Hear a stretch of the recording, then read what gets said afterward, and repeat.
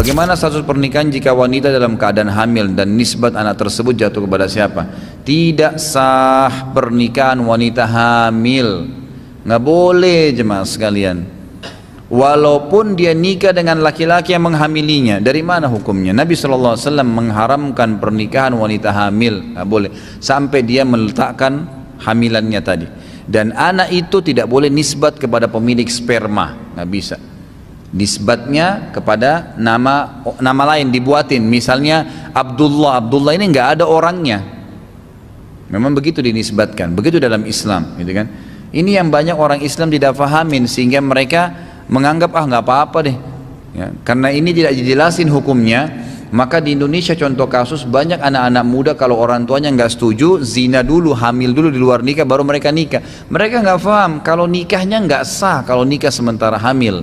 Dan anak yang lahir nanti itu tidak boleh nisbat kepada si laki-laki pemilik sperma. Nggak ada hak waris di antara mereka, tidak ada penisbatan. Ini hukum syar'i.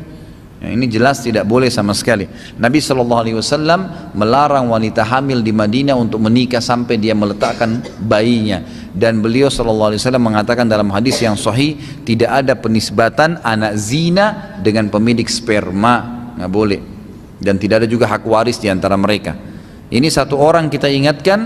Mungkin ada yang bilang, kan malu Ustaz, apa boleh buat? Nggak bisa. Itu konsekuensi Anda melanggar. Tidak mungkin gara-gara Anda satu orang lalu hukum Islam ini kita katakan tidak apa-apa. Ini terbuka semua orang lakukan, nggak bisa. Anda salah. Anak itu jadi anak memang haram. Ya sudah konsekuensinya. Dan tidak boleh terjadi satu orang kita ingatkan dan kita hardik 10.000 orang selamat dari perbuatan itu. Gitu kan? Seperti itu. Bolehkah membatalkan sholat seorang diri jika ada sholat berjamaah yang baru dilakukan? Boleh, nggak ada masalah. Ya. Boleh saja kalau lagi kita masuk masjid sholat, kemudian ternyata ada orang yang lagi berjamaah, boleh dibatalin karena jamaah lebih afdal. Jika dalam satu masjid terdapat dua imam berjamaah, yang dimana salah satu tidak sengaja memulai sholat berjamaah, bolehkah jamaah terakhir membatalkan sholatnya dan bergabung ke jamaah yang lebih awal? Ini sudah umum pendapat ulama, memang seharusnya begitu. Karena Nabi SAW mengatakan atau melarang ada dua imam dalam satu masjid. Nggak boleh ada dua imam ya. Jadi tolong Bapak Ibu sekalian digaris bawahi masalah ini. Anda masuk masjid, lihat dulu sekitarnya. Kalau kita sudah masbuk ya, sudah lewat jemaah pertama sudah selesai. Cari kalau sudah tidak ada yang berjamaah, baru Anda boleh sholat bentuk jamaah. Kalau ada maka tidak boleh. Bahkan jumhur ulama sepakat mengatakan kalau seseorang terlambat masuk ke sebuah masjid, sudah bubar jemaah pertama, kemudian dia tidak temukan ada yang menemani dia sholat jamaah, dan dia temukan ada satu jamaah yang sedang sholat sunnah ba'diyah, dia boleh menepuk pundaknya dengan niat sholat wajib dan berjamaah sama itu orang, boleh. Dan dia yang jadi imam tetap sholat sunnah, nggak ada masalah. Ini disebutkan dalam hadis Bukhari bahwasanya ada seorang sahabat terlambat masuk ke masjid. Nabi SAW sudah salam nih, lagi zikir habis sholat.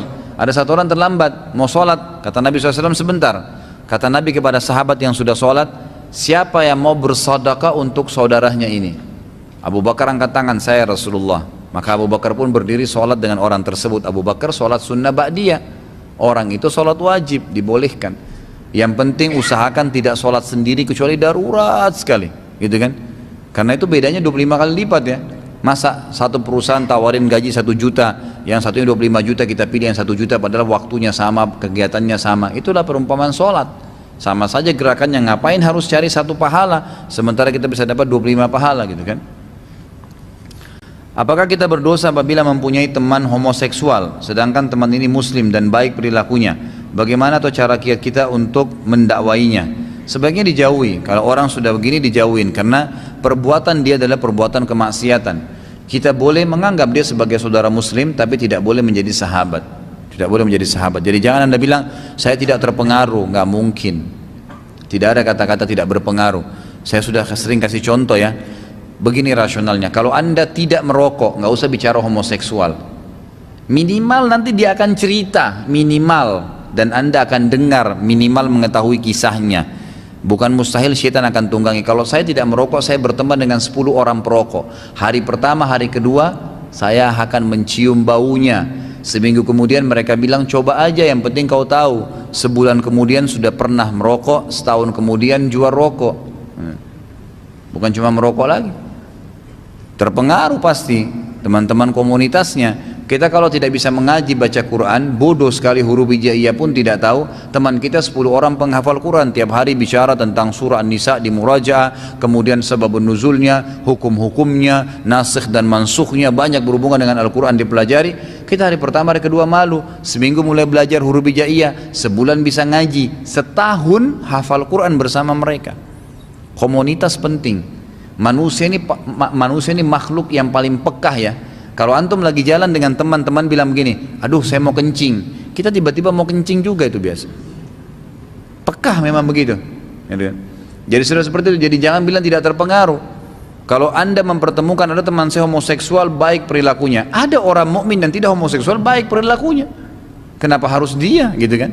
Karena masalahnya berpengaruh. Kalau bagaimana mendakwanya, sampaikan. Dakwah disampaikan. Bahwasanya perbuatan kamu ini haram, homoseksual itu haram, kamu harus bisa terapi diri kamu. Bagaimana caranya? Kamu menikah normal. Obatnya cuma kembali kepada jalan yang benar. Homoseksual dia kembali menikah dengan perempuan yang baik-baik, dia taubat dari dosa, insya Allah Allah akan maafkan itu, gitu kan? Jadi insya Allah akan bisa dengan cara dia menjalani ya, yang Allah Subhanahu Wa Taala perintahkan. Saya sering merasa ketakutan akan kematian dan saat itu saya sangat takut sampai menggigil dan paranoid. Bagaimanakah cara syar'i yang harus saya tempuh? Jazakallah khair. Jadi mati itu, fahamilah saudaraku, adalah sebuah pintu yang harus dilaluin untuk menuju ke akhirat. Akhirat itu apa? Tempat abadi, janji dari amal yang kita lakukan. Jadi kita sholat, puasa, bakti dengan orang tua, haji, umrah, sedekah, semua yang kita kerjain ini, itu kita akan lihat hasilnya. Pasti kita lihat hasilnya. Ya, diterima semua sempurna atau tidak, gitu kan? Dosa yang kita lakukan juga akan kita diperlihatkan semuanya. Ya, kita akan diperlihatkan semuanya. Dan tidak bisa menuju ke sana mendapatkan hasil dari perbuatan kita kecuali kita lewatin sebuah pintu namanya mati. Mesti. Orang mukmin tidak takut dengan mati karena dia tahu dia akan mendapatkan hasil dari amalnya.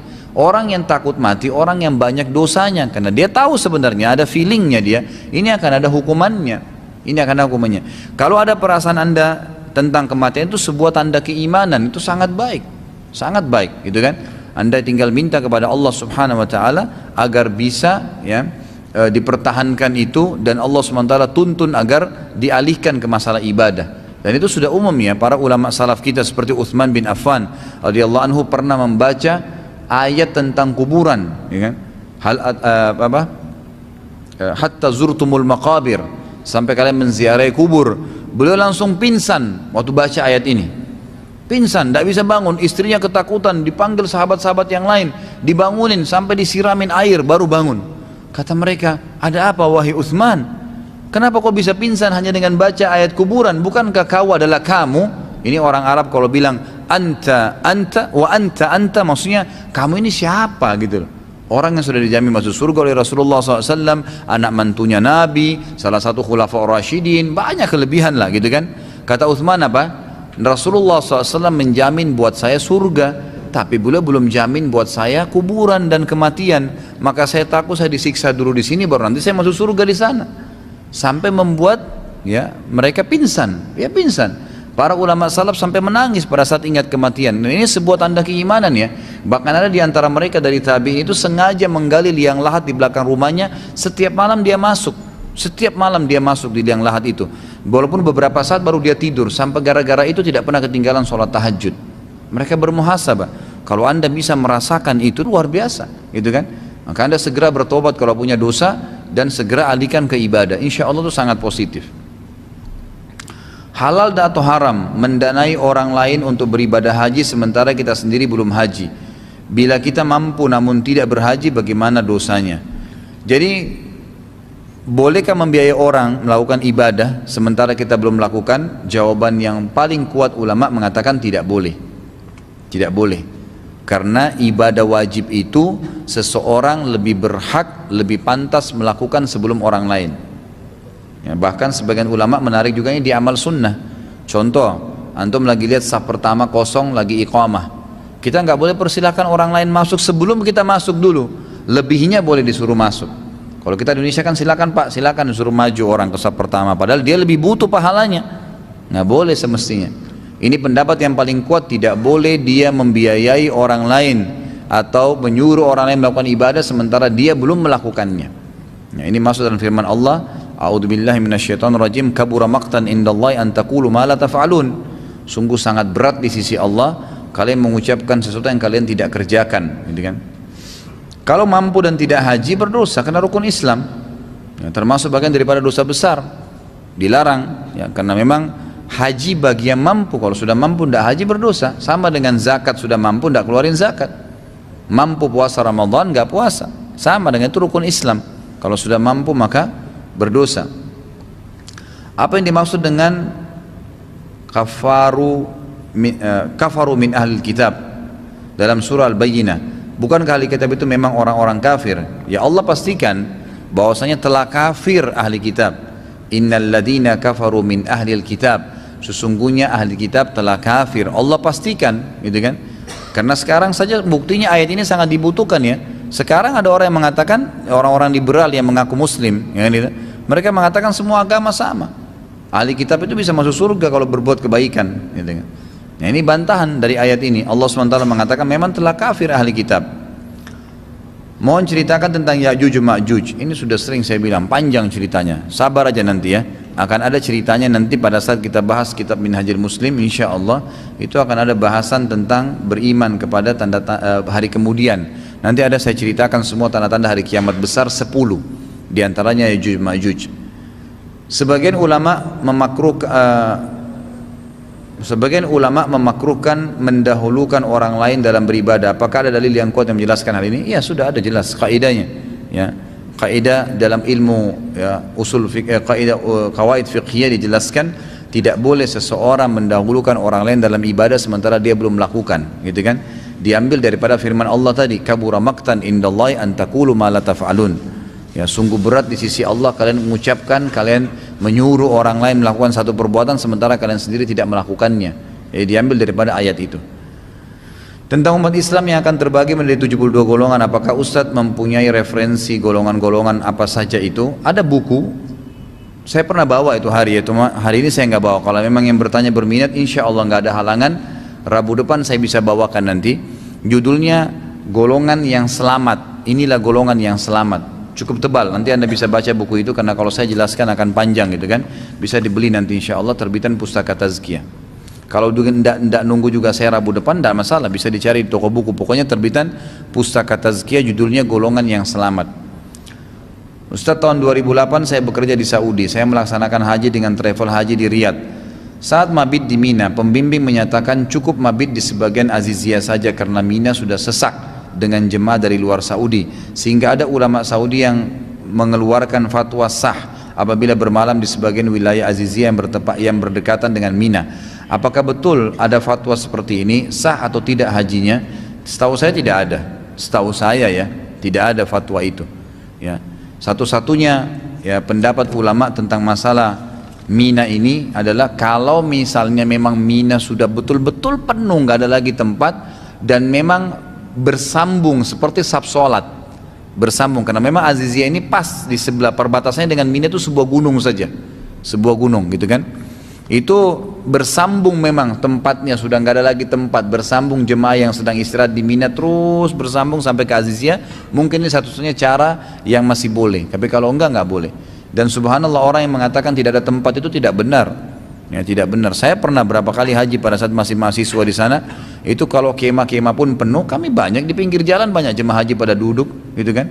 Di Mina itu bebas orang duduk di mana saja, di masjidnya, di pelatarannya, banyak tempat kosong, banyak. Mungkin kalau tidak ada kemah, mungkin bisa saja, Allahu alam. Tapi kalau tempat itu banyak sekali yang kosong, banyak sekali yang kosong, ya.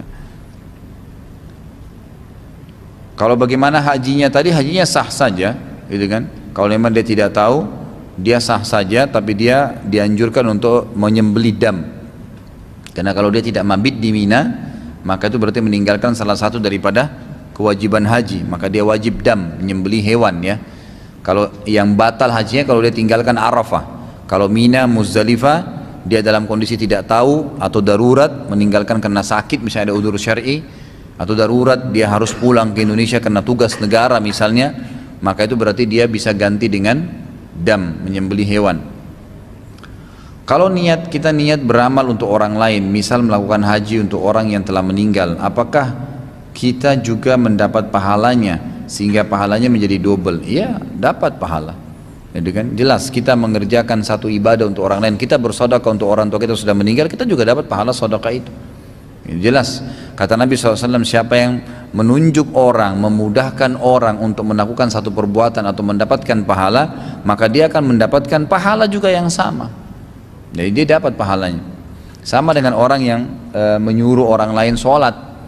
Kita sholat, dia sholat, kita dapat pahala kita, dia dapat pahala dia, tapi kita dikasih pahala seperti dia karena kita yang mengajaknya.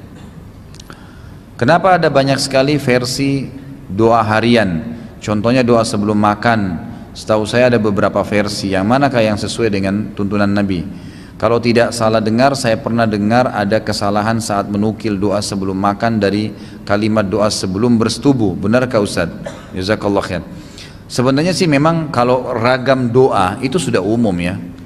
Memang begitu dalam sunnah Nabi SAW, sebagaimana juga ayat Al-Quran, seperti kisah Nabi Musa alaihissalam, gitu kan? Sering terulang tuh di beberapa ayat, terulang. Itu memang kata para ulama adalah ijaznya Al-Quran. Ijaz itu maksudnya kelebihannya Al-Quran malah, karena dengan retorika lain diceritakan, gitu kan, dengan bahasa lain, dan dari situ sudah bisa diambil grammar bahasa Arab.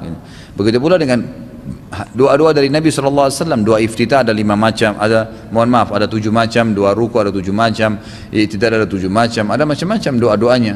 Ya, memang begitu beragamnya. Tapi khusus kalau masalah sebelum makan, yang saya tahu Allahu alam, hadis yang paling sahih hanya membaca bismillah saja. Kalau Allahumma barik lana fima razaqtana wa qina adzabannar, ini hadisnya lemah. Hadisnya sangat lemah.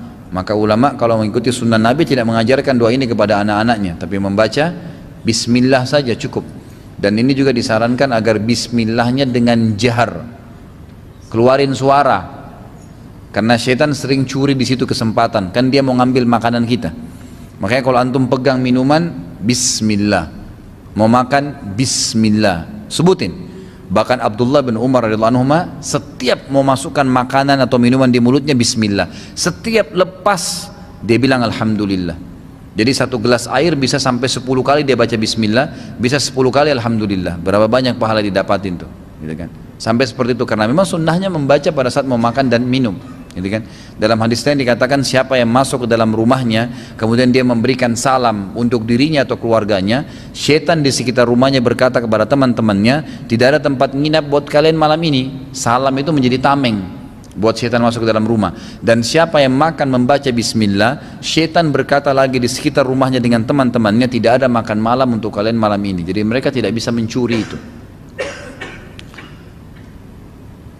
Musawwir itu sebatas mana? Apakah menggambar wajah saja sudah termasuk?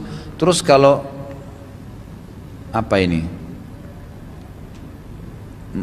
Saya tidak tahu, foto ke sosial media, bagaimana hukumnya? Baik, musawwir ini adalah orang yang melukis sebenarnya. Asal katanya adalah orang yang melukis. Kata Nabi SAW, orang yang paling berat siksaannya hari kiamat adalah al-musawwirun. Orang yang paling berat siksaannya hari kiamat adalah orang yang melukis atau mengukir, gitu kan? Dan di sini dibatasi dengan hal-hal yang dilarang oleh Nabi SAW, khususnya yang berjiwa sebenarnya, manusia, hewan. Lalu ulama tambahkan jin dan malaikat, karena ini jin dan malaikat gaib, tidak kelihatan. Kalau ada orang rekayasa dia buat, berarti dia membuat rekayasa cerita, gitu kan? Kalau manusia sama hewan jelas tidak boleh karena berjiwa, gitu kan? Kalau pohon, kalau pemandangan langit, bintang-bintang, matahari, semua tidak ada masalah. Jadi terbatas di situ saja yang dilarang, gitu kan? Tinggal, jadi ini sama ya, melukis manusia, ya, membuat patung, ini semua masuk dalam kriteria yang dilarang. Tinggal khilaf di ulama tentang masalah foto.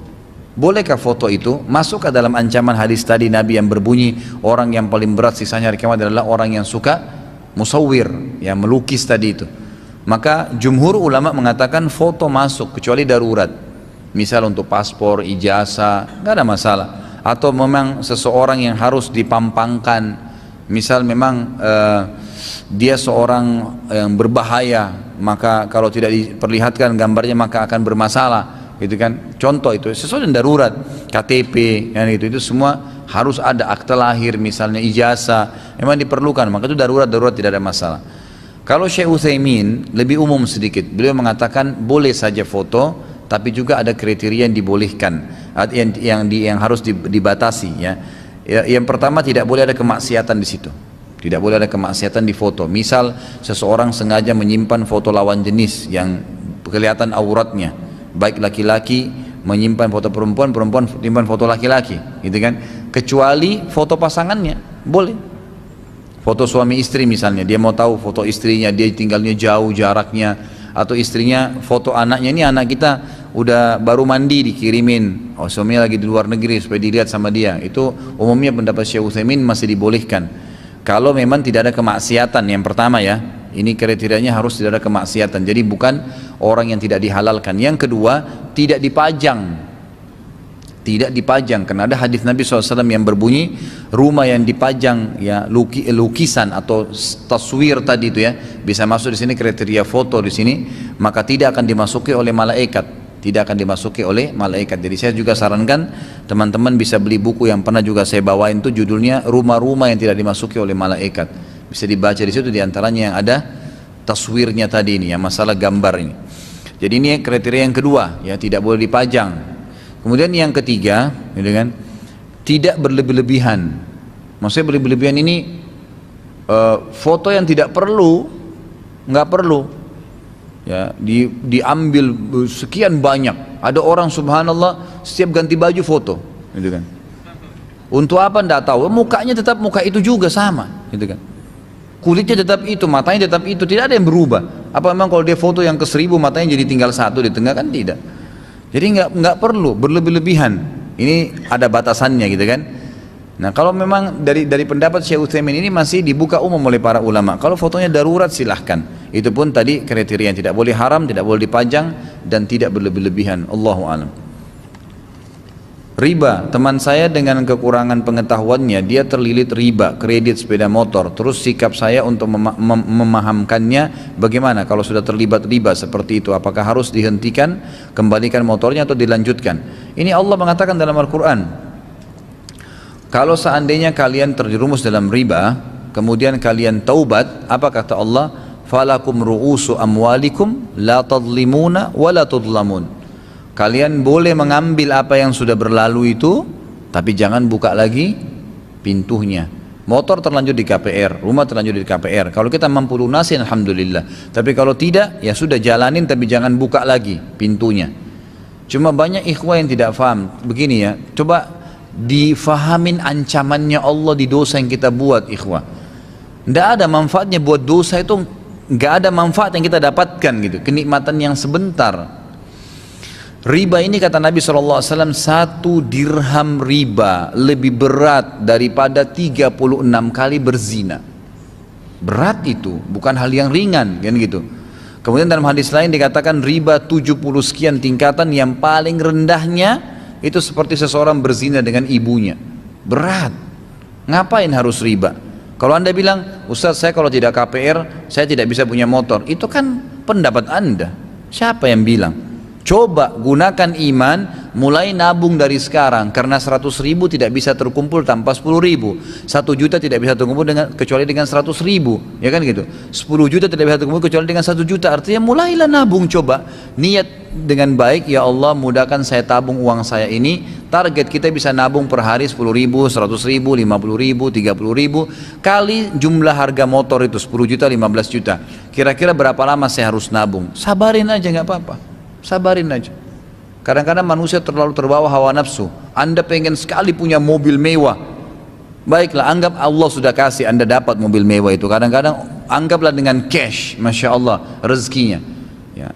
Cash aja ya, tidak usah kita bicara kredit. Pada saat Anda dapat, Anda bangga. Seminggu kemudian, sebulan kemudian, tahun depan keluar model baru. Oh punya saya tahun 2013, sudah ada mobil 2014. Terbawa hawa nafsu, nggak selesai-selesai itu kalau nafsu mau diikutin, kan gitu. Padahal sebenarnya nanti juga ada saatnya kok, nanti juga ada saatnya, nggak ada masalah. Bedanya antara orang yang naik mobil angkut dengan mobil pribadi itu memang kemasannya, tapi tujuannya sama-sama naik mobil. Bahkan mobil umum itu ada supirnya, mobil pribadi belum tentu kadang-kadang pakai supir, gitu kan. Jadi kemasannya boleh mengejar, tapi jangan sampai kita kejar dalam kondisi kita berbuat maksiat kepada Allah. Ikhwan, sabarlah ya, nikmatin proses hidup ini ya. Haramkah penghasilan yang diperoleh jika sewaktu masuk kerja tersebut dengan cara menyuap? Contohnya waktu daftar CPNS. Jadi melihat itu haram atau tidak dilihat dari kelayakan Anda. Itu dulu pertama. Kalau seseorang itu masuk melamar di sebuah perusahaan kerja, dia tidak layak di situ, tidak ada skillnya, bukan orang yang punya hak di situlah, gitu kan? Lalu dia bayar sehingga lolos, ini namanya sogok. Sogokannya haram, pendapatannya haram. Kita lihat kasus yang lain. Saya mau kerja di satu perusahaan, anggaplah tadi ini mau jadi CPNS tadi ini. Baiklah, saya layak memang, saya punya ijazah, saya punya skill, tapi karena persaingan banyak dan memang kalau tidak bayar tidak bisa lolos. Padahal sebenarnya saya berhak untuk itu. Ada orang misalnya dia tes, memang dia bagus, dia jawab semua, tapi ditahan oleh panitia sengaja supaya dia bayar. Lalu dia bayar untuk lolos. Ini bukan sogok, ikhwah. Ini bukan sogok, karena kita berhak di situ. Saya punya barang datang dari luar negeri, tahan sama bea cukai. Bea cukai minta 1, 2, 3, 4, 5 syaratnya, saya penuhin. Semua saya kasih syarat-syaratnya. Lalu ditahan juga. Alasannya karena minta duit, saya kasih duit. Sogok kah itu? Bukan sogok ini. Karena itu hak saya. Mereka tahan. Sogok itu yang kita berikan sementara kita tidak punya hak di situ. Tanah ini bukan punya saya bayar pengacara supaya jadi hak saya. Nah itu sogok namanya. Karena sogokan itu membayar ya sebagian harta yang menyebabkan hak orang lain jadi milik kita. Itu namanya sogokan. Jadi perlu difahamin ya. Kalau Anda layak di sini dan memang tidak bisa kecuali dengan cara itu, maka itu berarti tidak ada masalah. Tapi kalau Anda tidak layak berarti haram semuanya nih. Haram sogokannya dan haram pendapatannya. Otomatis itu. Sebagai suami, apa yang harus dilakukan sikap suami tersebut jika istrinya seperti tersebut di atas, yaitu istrinya melakukan itu sebelum mereka menikah? Sudah saya jelaskan tadi. Tinggal lihat keadaannya. Kalau keadaannya dia tidak layak, minta saja keluar dan insya Allah menjadi ibu rumah tangga di rumah jauh lebih baik. Apakah boleh kita datang ke tempat duka orang non muslim? Tidak boleh mutlak. Semua yang berhubungan dengan ibadah non muslim tidak boleh dihadiri, nggak boleh. Tidak boleh ucapin selamat Natal, tidak boleh mengunjungi kalau dia lagi kematian, itu ritual. Boleh menjenguk kalau sakit boleh, membantu orang susah boleh, bertetangga boleh, bisnis sama non muslim boleh, silaturahim dengan keluarga non muslim yang memang belum masuk Islam boleh, bakti dengan orang tua non muslim boleh, tapi tidak boleh pada hal-hal yang berbau ibadahnya. Nah, boleh. Termasuk ibadah adalah pada saat mereka syukuran, mereka Natalan, mereka juga menghadapi kematian, jadi nggak boleh. Tunjukkan prinsip, memang ini maaf agama saya larang, tapi yang lain kita boleh kerjakan yang dibolehkan dalam agama. Ketika azan, apakah boleh kita sholat sunnah atau membaca Al-Quran atau ngobrol? Sholat sunnah memang malah dianjurkan. Kalau azan ya, lagi azan boleh saja, nggak ada masalah. Tapi dianjurkan oleh para ulama agar tidak kehilangan pahala mendengarkan azan dan menjawab muadzin, maka dianjurkan dia tunggu dulu. Tapi sahkah sholat sunnahnya kalau dia lagi sholat sementara azan? Sah saja. Cuma dia rugi kan? Karena kata Nabi SAW, kalau kalian dengarkan muadzin, ucapkan apa yang diucapkan oleh muadzin itu. Karena kita dianjurkan ya. Dalam hadis lain juga dikatakan siapa yang membaca asyhadu an la ilaha illallah wahdahu la syarika lahu wa asyhadu anna muhammadan abduhu wa rasuluh, pada saat dia dengarkan azan, dia tambah lagi setelah 2 kalimat syahadat, raditu billahi rabba wa bi muhammadir rasula wa bil islami dina. Ridha Allah, kemudian Nabi Muhammad SAW baru Islam, gitu kan. Kalau zikir pagi kan dibalik ya, raditu billahi rabba wa bil islami dina wa bi muhammadin SAW nabiyyan wa rasula. Tapi Nabi Muhammadnya di tengah-tengah. Asyhadu an la ilaha illallah wahdahu la syarika lahu, asyhadu anna muhammadan abduhu wa rasuluh, raditu billahi rabba wa bi muhammadir rasula wa bil islami dina. Diampuni dosanya yang telah lalu. Ya, Anda sholat sunnah gimana cara bacanya? Jadi makanya diucapin dulu muadzin. Tapi sahkah sholatnya? Sah. Kalau ngobrol juga sama, boleh saja, nggak apa-apa, asal dia bisa menjawab muadzin, ya boleh saja, itu nggak ada masalah, nggak ada yang melarang. Membaca Al-Quran, tapi saya sarankan fokus aja dengar, fokus dengar, dan itu juga ada pahala. Apakah membiarkan orang lain tanpa menyebut atau memberitahu namanya termasuk ghibah? Kalau tadi saya sudah katakan ada kriteria yang dibolehkan. ya. Jadi keluar daripada ini nggak boleh, nggak usah. Untuk apa? Nggak usah sibukkan diri dengan aibnya orang lain, nggak ada manfaatnya. Ustaz, saya mau beli buku, adakah? Buku apa ini yang mau dibeli? Kalau pas judulnya ada, mungkin ada saja. Ustaz, apa itu takwil mimpi? Takwil mimpi itu, takwil berarti menafsirkan mimpi. Nah ini kalau mimpi tidak boleh sembarangan disampaikan ya, harus kepada ahlinya. Memang sedangkan di kalangan ulama saja tidak semuanya orang boleh diceritakan mimpi. Dan mimpi ini ada dua macam, ada hilm, ada ru'ya. Hilm itu dari syaitan dan ru'ya itu dari Allah Subhanahu wa taala. Kata Nabi sallallahu alaihi wasallam dalam hadis Bukhari, ya, ru'ya itu ru'ya sadiqah, mimpi yang benar bagi orang beriman adalah salah satu dari cabang-cabang kemukjizatan kenabian yang tersisa. Misal kita mau haji mimpi lihat Ka'bah, gitu kan? Orang tua kita mau datang berkunjung ke Jakarta terus kita mimpi ketemu orang tua, gitu kan? Gitu ada orang yang sudah meninggal kita mimpi dia menggunakan baju ihram, sesuatu yang baik lah, gitu kan? Maka itu insya Allah semua dari Allah Subhanahu wa taala. Orang mimpi kiamat, orang mimpi masuk ke surga, masuk ke neraka, itu terjadi. Gitu kan, itu berarti baik saja. Nah, kalau hilm ini dari syaitan. Syaitan ini yang puncak-puncaknya itu mimpi junub. Jadi kalau teman-teman laki-laki ini suka mimpi junub, jangan anggap prestasi itu. Ya, itu dari syaitan. Ya. Dari mana? Dari syaitan. Nabi SAW tidak pernah mimpi junub. Ya. Yang bujang-bujang nikahlah cepat. Mana Abdul Razak nih? Nikahlah cepat, ya. Ustaz, bagaimana menjelaskan kepada teman saya tentang hukum musik karena dia menganggap musik dibolehkan, yang menjadi dasar dia adalah apa ini? Mukhtar yang merupakan cikal bakal marching band digunakan oleh apa ini? Sultan Muhammad Fatih untuk menjadi pembagar semangat saat perang. Saya tidak pernah temukan tuh kalau ada di kisahnya Sultan Fatih ada menggunakan drum band, itu kan? Belum pernah ada itu. Di kisah Utsmaniyah tidak ada itu, tidak dibenarkan. Ya, yang ada memang mereka menggunakan takbir, itu memang selalu menggunakan takbir, gitu kan?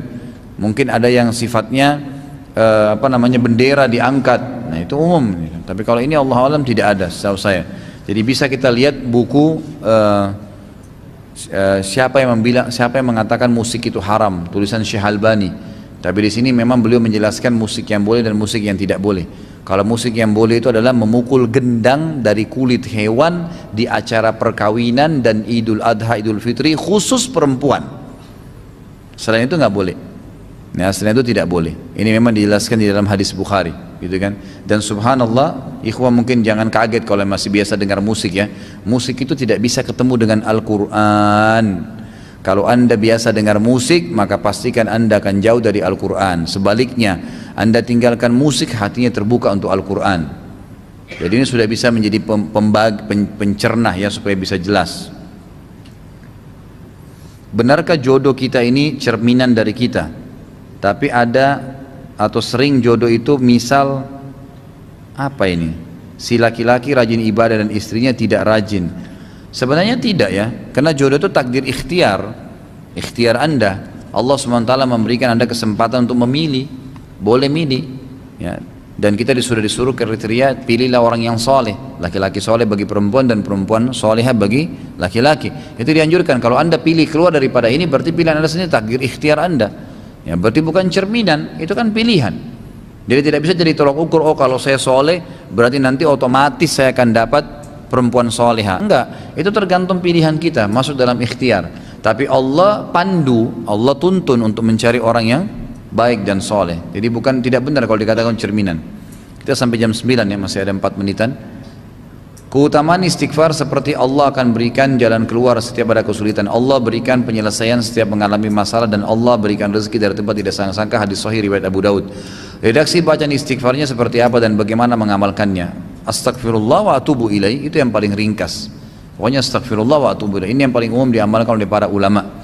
Dan ini yang sudah pernah saya sebutkan dalam kisah Imam Ahmad, gitu kan. Tapi kalau mau yang lengkap, ada hadis sahih yang berbunyi, siapa yang membaca astaghfirullahil azim alladzi la ilaha illa huwal hayyul qayyum wa atubu ilaih, ada hayyul qayyumnya ya, Ini disebutkan oleh para ulama dalam bahasan asma'us sifat, nama-nama dan sifat-sifat Allah.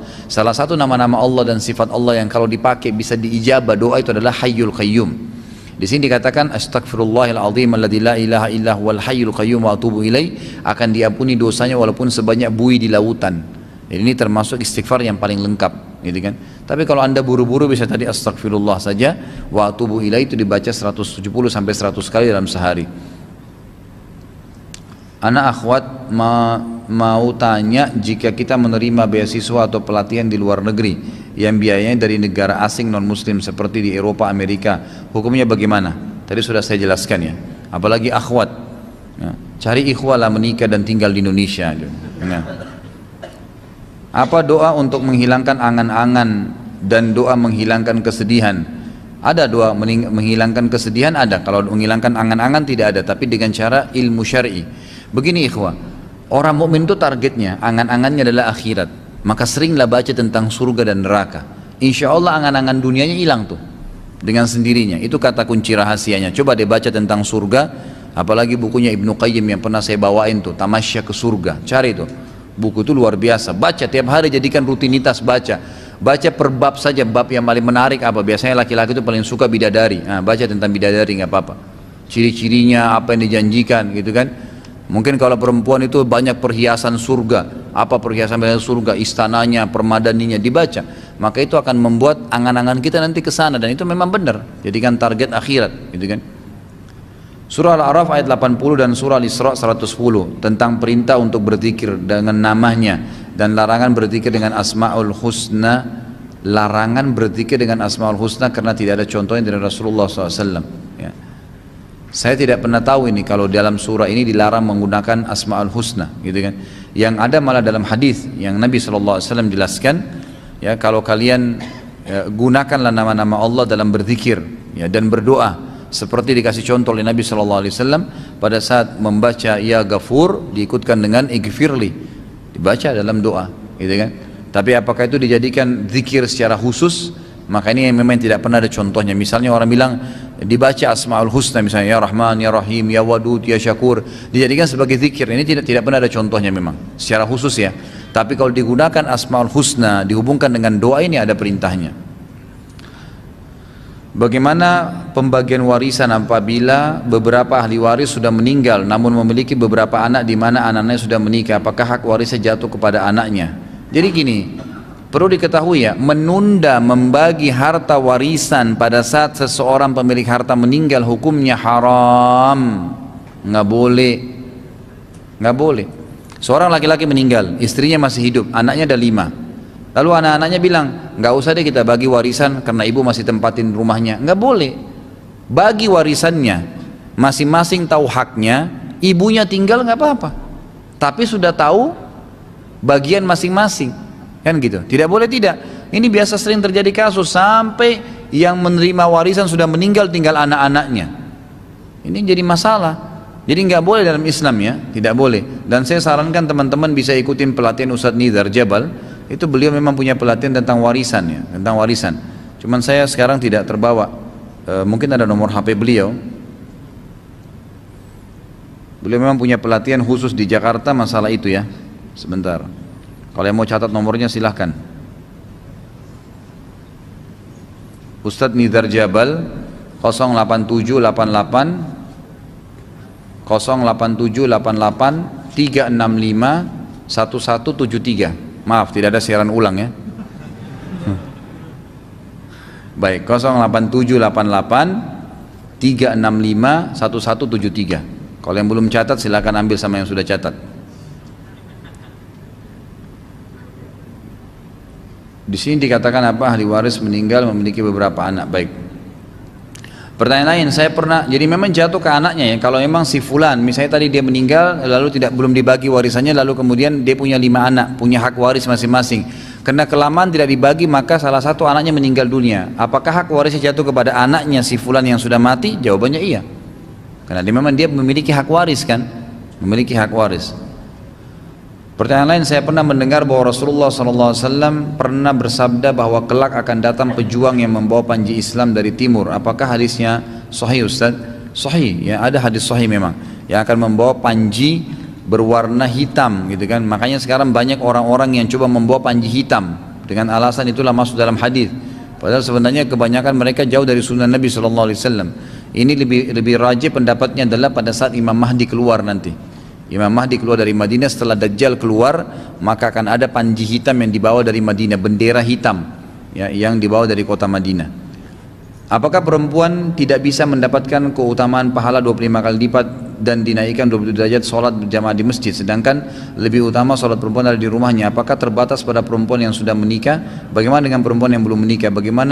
Bagaimanakah utama sholat di rumah bersama dengan masjid? Tetap dia dapat.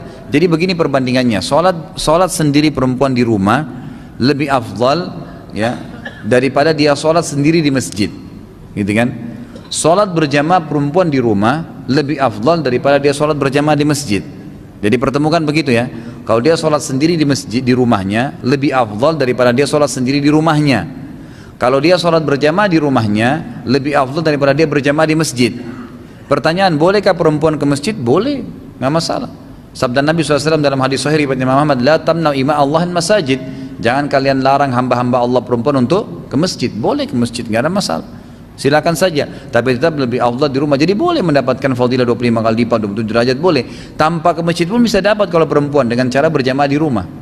Makanya ajaklah ya pembantu, teman, kerabat, siapa saja usahakan tetap berjamaah. Kalau tidak ada boleh berjamaah ke masjid.